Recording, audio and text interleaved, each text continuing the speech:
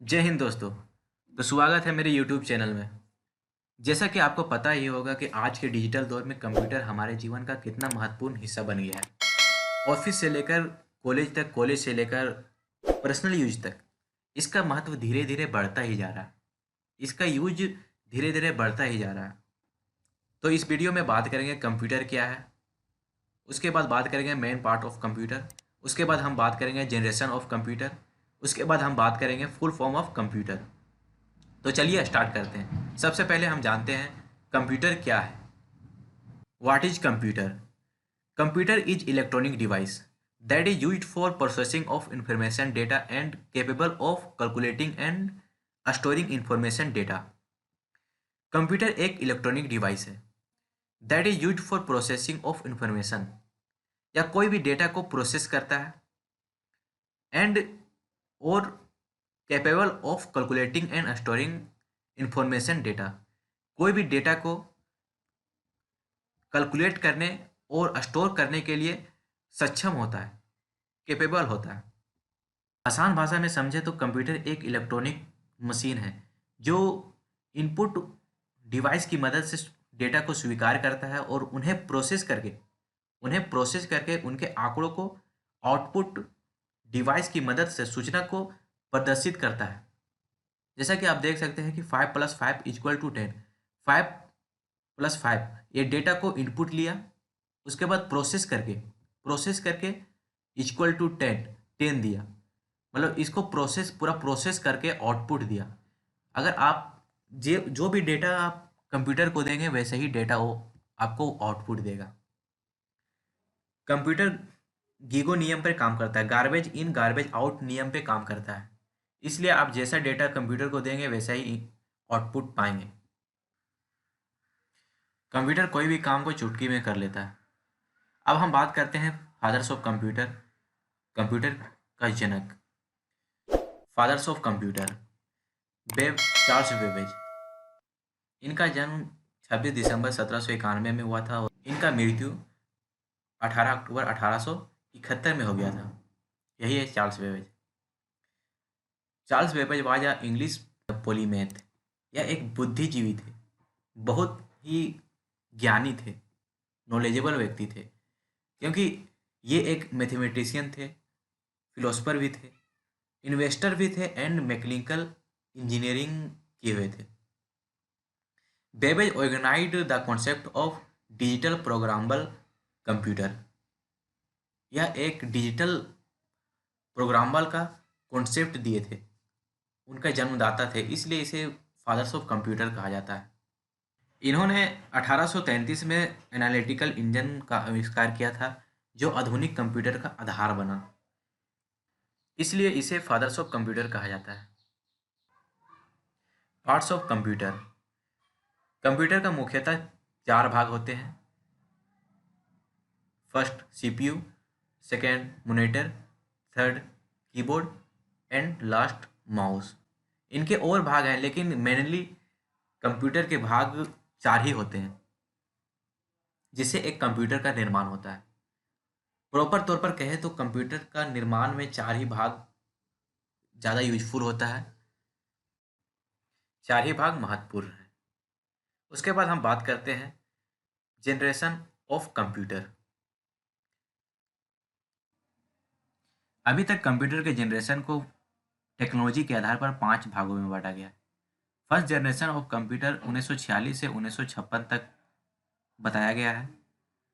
First generation 1946 से इसलिए क्योंकि 1946 में ENIAC नामक एक कंप्यूटर का निर्माण हुआ था जिसे एकर्ट और मुचली ने निर्माण किया था।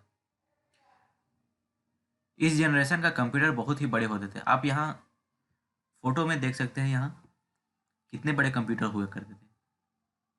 इन जनरेशन का कंप्यूटर काफ़ी स्लो हुआ करता था, इनकी मेमोरी भी कम थी, इसलिए डेटा को स्टोर नहीं किया जा सकता था।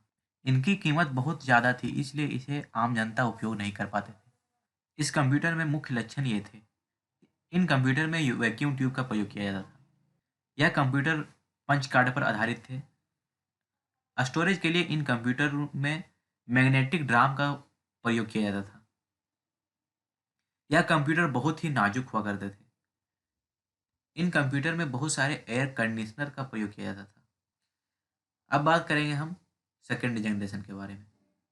सेकेंड जनरेशन 1956 से 1964 तक बताया गया है। इन जनरेशन में वैक्यूम ट्यूब की जगह ट्रांजिस्टर टेक्नोलॉजी का प्रयोग किया गया था और फर्स्ट पीढ़ी के मुकाबले दूसरी पीढ़ी में कंप्यूटर की आकार भी छोटी हो गई थी। ये आप देख सकते हैं दूसरी पीढ़ी की कंप्यूटर। इनकी गति में भी काफ़ी तेज़ी आ गई थी फर्स्ट पीढ़ी के मुकाबले। सेकेंड जनरेशन के कंप्यूटर में मुख्य लक्षण ये थे, जैसे वैक्यूम ट्यूब के स्थान पर ट्रांजिस्टर का उपयोग, फर्स्ट जनरेशन के कंप्यूटर के मुकाबले ऊर्जा का कम खपत, फर्स्ट जनरेशन के मुकाबले अधिक से तेज़ी से काम किया करता था, फर्स्ट जनरेशन के मुकाबले कम खर्चीले थे, इनमें उच्च स्तरीय भाषा का विकास हुआ और इनमें प्रिंटर और ऑपरेटिंग सिस्टम का भी प्रयोग किया गया। मतलब सीधे तौर पर बोल सकते हैं कि फर्स्ट पीढ़ी के मुकाबले सेकेंड पीढ़ी में काफ़ी चेंजिंग आई थी। अब हम बात करेंगे थर्ड पीढ़ी के बारे में, थर्ड जनरेशन। तो थर्ड जनरेशन 1964 से 1971 तक चला। इस जनरेशन में आईसी टेक्नोलॉजी का प्रयोग किया गया था, इंटीग्रेटेड सर्किट। आप यहाँ देख सकते हैं थर्ड जनरेशन का कंप्यूटर, यह है आईसी इंटीग्रेटेड सर्किट।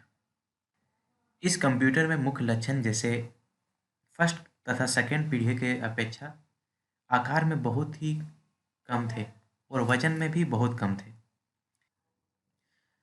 यह एक ऑथेंटिक कंप्यूटर था और इसमें उच्च स्तरीय भाषा का बड़े स्तर पर प्रयोग किया गया था। उसके बाद हम बात करते हैं फोर्थ जनरेशन के बारे में। तो फोर्थ जनरेशन 1971 से 1985 तक चला। इस जनरेशन में आईसी को और अधिक विकसित किया गया, जिसे लार्ज इंटीग्रेटेड सर्किट कहा जाता है। एक आईसी लगभग 3 लाख ट्रांजिस्टरों के बराबर है। इस आविष्कार से पूरी सेंट्रल प्रोसेसिंग यूनिट एक छोटी सी चिप में आ गई, जिसे माइक्रो प्रोसेसर कहा जाता है। इसके उपयोग वाले कंप्यूटर को माइक्रो कंप्यूटर कहा जाता है। इस जनरेशन में महत्वपूर्ण लक्षण जैसे जैसे आकार में छोटा, इसे साधारण आदमी क्रय विक्रय कर सकता था। इनकी मेमोरी क्षमता काफ़ी बढ़ गई थी। इनमें नेटवर्क का भी विकास हो गया था। अब हम बात करेंगे फिफ्थ जनरेशन के बारे में, एंड लास्ट जनरेशन, जो 1985 से अभी तक है और चल रहा है। कंप्यूटर के फिफ्थ जनरेशन में उच्च तकनीकी वाले कंप्यूटर से लेकर भविष्य में आने वाले कंप्यूटर भी शामिल है। इस पीढ़ी के कंप्यूटर में आर्टिफिशियल इंटेलिजेंस को भी शामिल किया गया है। आज के कंप्यूटर इतने उन्नत और विकासशील हो गए हैं जो विशिष्ट क्षेत्र में कार्य कर रहे हैं, जैसे अकाउंटिंग करना, भवन निर्माण, अंतरिक्ष तथा दूसरे प्रकार के शोध कार्यों में उपयोग किया जा रहा है। इस जनरेशन में मुख्य लक्षण है जैसे विभिन्न प्रकार का computer, internet, multimedia and new application शामिल है और इसमें नए टेक्नोलॉजी का प्रयोग होगा। अब हम बात करेंगे फुल फॉर्म ऑफ कंप्यूटर। ऐसे तो कंप्यूटर का कोई फुल फॉर्म नहीं होता, लेकिन ये बड़ा ही फेमस फुल फॉर्म है। जैसे कंप्यूटर, कंप्यूटर को हिंदी में संगणक कहा जाता है। जैसे सी से कॉमनली, ओ से ऑपरेटेड, एम से मशीन, पी से पार्टिकुलरली, यू से यूज टू, टी से टेक्निकल, ई ई से एजुकेशनल, आर से रिसर्च। तो आशा करता हूँ कि आपको इस वीडियो में अच्छा लगा होगा। तो आप हमारे वीडियो को लाइक कीजिए और आप नए होंगे तो मेरे चैनल को सब्सक्राइब कीजिए। Thank you.